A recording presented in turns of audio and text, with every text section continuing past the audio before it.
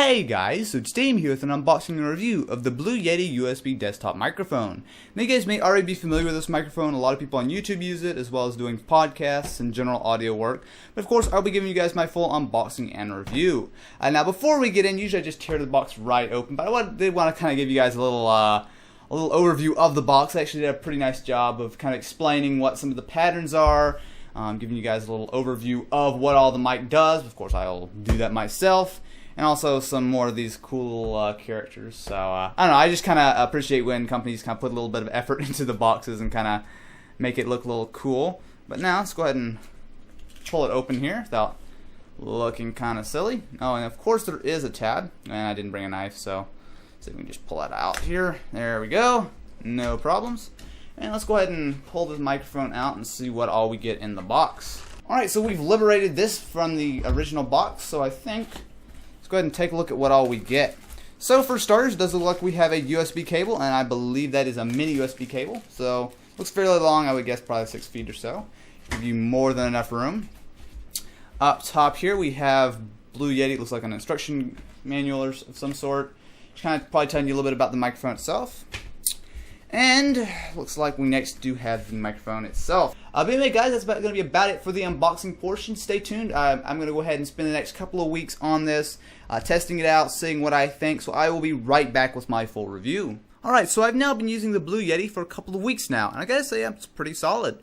So some of the things I've been doing with it, as I've been using it to record pretty much all of the audio for my videos, this one of course not included, but I've been pretty much using it to do all kinds of audio recording. I've also used it for my live streams, and the audio is pretty solid, but there are some other things I do want to talk about before I get into the specifics of that. So one of the big things is the size. Now, when I first got this, I was like, taking it out of the box and looking at it, I'm like, wow, this is a really big microphone, and it's kind of hard to get a good sense of scale on the camera, but I would say it's at least a foot tall or so. It's really quite large, especially with the stand you guys can see here that extends the height quite a bit.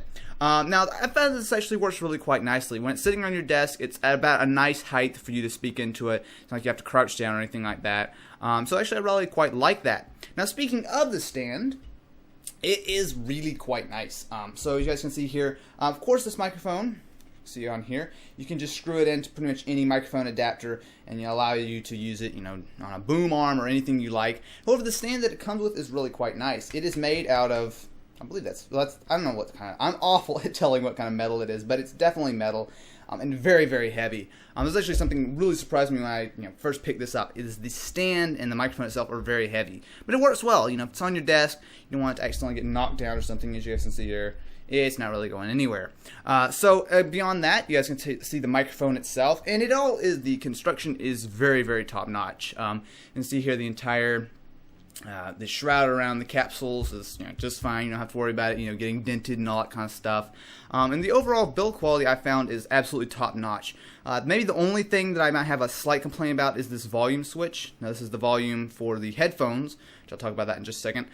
You guys can see here, it's got a little bit of play in it. Certainly not a big deal. I don't really think it's going to be breaking or anything, but it is something I did want to mention. Now let's go ahead and go quickly over some of the features of the microphone. So up front here, you guys have a mute button. So if you really want to quickly mute it on the fly, so if you're doing something, you just want to have a hard button to mute it, you can certainly do that.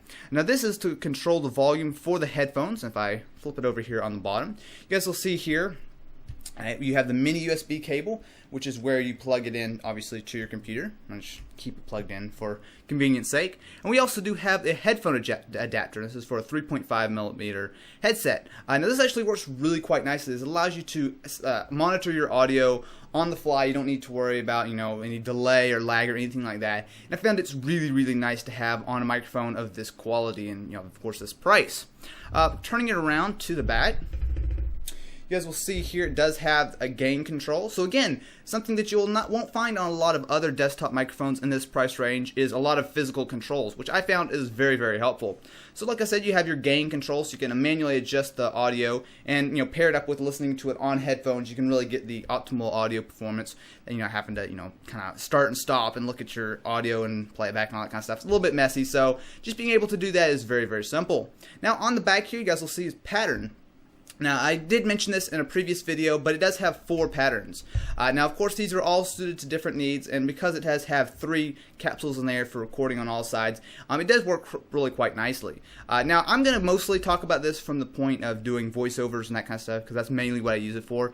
And when you have it on the cardioid pattern, it works really well. But you guys don't have to take my word for it. Let me go ahead and give you a quick sample. Alright, so I'm now recording using the Blue Yeti microphone.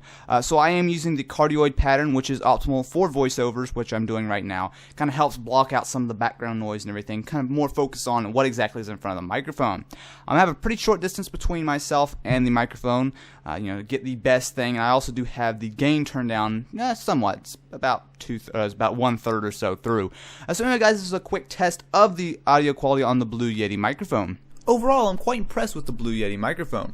The audio quality matches or exceeds a lot of its competitors, and where it really shines is with the physical controls, of course with the mute and being able to monitor your audio. All that really makes this a solid microphone. So if you guys are looking for a microphone around this price point, I have no problems recommending the Blue Yeti. I'd like to give a big thanks to the folks over at Blue for providing this microphone to me for free to review. So if you guys are interested, you can definitely check them out at the link in the description. If you guys enjoyed this video, definitely be sure to leave a thumbs up, and if you're interested in more, be sure to subscribe.